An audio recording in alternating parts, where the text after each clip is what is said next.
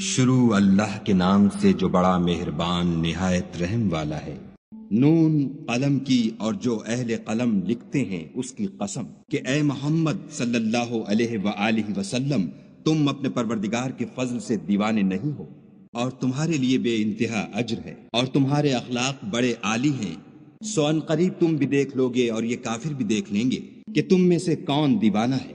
تمہارا پروردگار اس کو بھی خوب جانتا ہے جو اس کے رستے سے بھٹک گیا، اور ان کو بھی خوب جانتا ہے جو سیدھے رستے پر چل رہے ہیں۔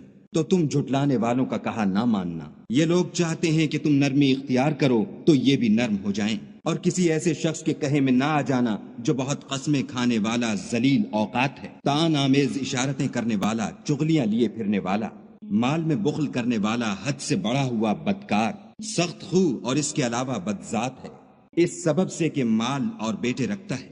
جب اس کو ہماری آیتیں پڑھ کر سنائی جاتی ہیں تو کہتا ہے کہ یہ اگلے لوگوں کے افسانے ہیں، ہم ان قریب اس کی ناک پر داغ لگائیں گے۔ ہم نے ان لوگوں کی اسی طرح آزمائش کی ہے جس طرح باغ والوں کی آزمائش کی تھی، جب انہوں نے قسمیں کھا کھا کر کہا کہ صبح ہوتے ہوتے ہم اس کا میوہ توڑ لیں گے، اور انشاءاللہ نہ کہا۔ سو وہ ابھی سو ہی رہے تھے کہ تمہارے پروردگار کی طرف سے راتوں رات اس پر ایک آفت پھر گئی، تو وہ ایسا ہو گیا جیسے کٹی ہوئی کھیتی۔ جب صبح ہوئی تو وہ لوگ ایک دوسرے کو پکارنے لگے کہ اگر تم کو کاٹنا ہے تو اپنی کھیتی پر سویرے ہی جا پہنچو۔ تو وہ چل پڑے اور آپس میں چپکے چپکے کہتے جاتے تھے کہ آج یہاں تمہارے پاس کوئی فقیر نہ آنے پائے، اور کوشش کے ساتھ سویرے ہی جا پہنچے، گویا کھیتی پر قادر ہیں۔ جب باغ کو دیکھا تو ویران، کہنے لگے کہ ہم رستہ بھول گئے ہیں، نہیں بلکہ ہم برگشتہ بخت بے نصیب ہیں۔ ایک جو ان میں فرزانہ تھا بولا، کیا میں نے تم سے نہیں کہا تھا کہ تم تسبیح کیوں نہیں کرتے؟ تب وہ کہنے لگے کہ ہمارا پروردگار پاک ہے، بے شک ہم ہی قصوروار تھے۔ پھر لگے ایک دوسرے کو رو در رو ملامت کرنے، کہنے لگے ہائے شامت، ہم ہی حد سے بڑھ گئے تھے۔ امید ہے کہ ہمارا پروردگار اس کے بدلے میں ہمیں اس سے بہتر باغ عنایت کرے۔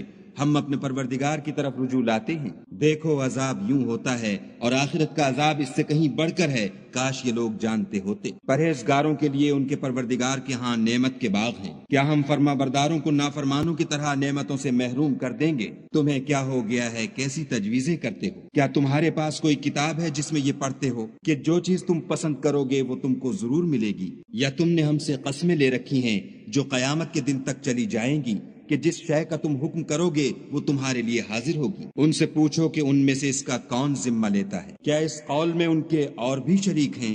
اگر یہ سچے ہیں تو اپنے شریکوں کو لا سامنے کریں۔ جس دن پنڈلی سے کپڑا اٹھا دیا جائے گا اور کفار سجدے کے لیے بلائے جائیں گے تو وہ سجدہ نہ کر سکیں گے، ان کی آنکھیں جھکی ہوئی ہوں گی اور ان پر ذلت چھا رہی ہوگی، حالانکہ پہلے اس وقت سجدے کے لیے بلائے جاتے تھے جبکہ صحیح و سالم تھے۔ تو مجھ کو اس کلام کے جھٹلانے والوں سے سمجھ لینے دو، ہم ان کو آہستہ آہستہ ایسے طریق سے پکڑیں گے کہ ان کو خبر بھی نہ ہوگی، اور میں ان کو مہلت دیے جاتا ہوں، میری تدبیر قوی ہے۔ کیا تم ان سے کچھ اجر مانگتے ہو کہ ان پر تاوان کا بوجھ پڑ رہا ہے، یا ان کے پاس غیب کی خبر ہے کہ اسے لکھے جاتے ہیں؟ تو اپنے پروردگار کے حکم کے انتظار میں صبر کیے رہو، اور مچھلی کا لقمہ ہونے والے یونس کی طرح نہ ہونا کہ انہوں نے خدا کو پکارا اور وہ غم و غصے میں بھرے ہوئے تھے۔ اگر تمہارے پروردگار کی مہربانی ان کی یاوری نہ کرتی تو وہ چٹیل میدان میں ڈال دیے جاتے اور ان کا حال ابتر ہو جاتا۔ پھر پروردگار نے ان کو برگزیدہ کر کے نیکوکاروں میں کر لیا، اور کافر جب یہ نصیحت کی کتاب سنتے ہیں تو یوں لگتے ہیں کہ تم کو اپنی نگاہوں سے پھسلا دیں گے،